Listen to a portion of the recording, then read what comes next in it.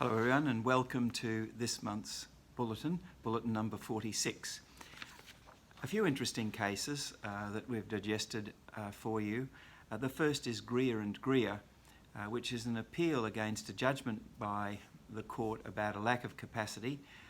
There was an appeal saying that the judge had not properly assessed that issue and that in fact obviously that the person had capacity as far as the appellant was concerned.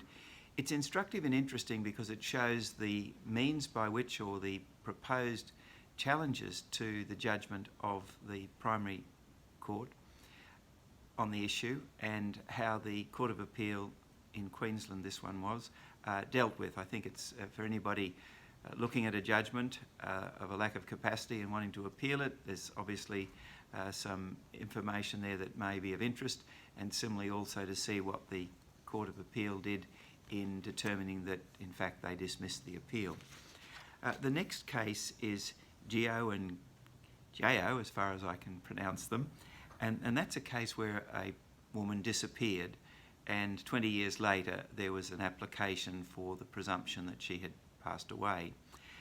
Again, it shows the kind of considerations that the court brings to bear in these cases, and the most usual of course is that people who ought to have heard from the person hadn't heard from them, and also too the issue of 7 years had passed. In this case it was close to 20 years, and again instructive to see what a court expects in these types of cases. The next case was a coroner's case. In a way, the court was asked to stop following the request of the coroner that there be an autopsy.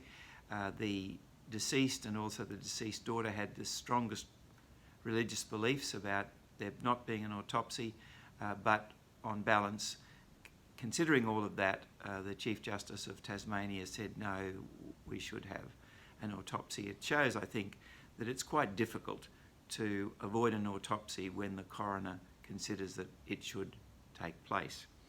And the final case is a construction case which involved simply this, that a will provided that I leave all of my real estate to X, and at the date of death the interest that the deceased had was an interest in remainder, subject of course to the death of the life tenant.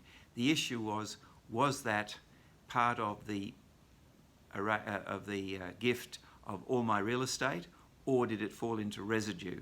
And the Chief Judge in Equity construed it to say that it was an interest in real estate and that it accordingly went under the terms of all my real estate, the interest being an interest in remainder, subject to of course the death of the life tenant.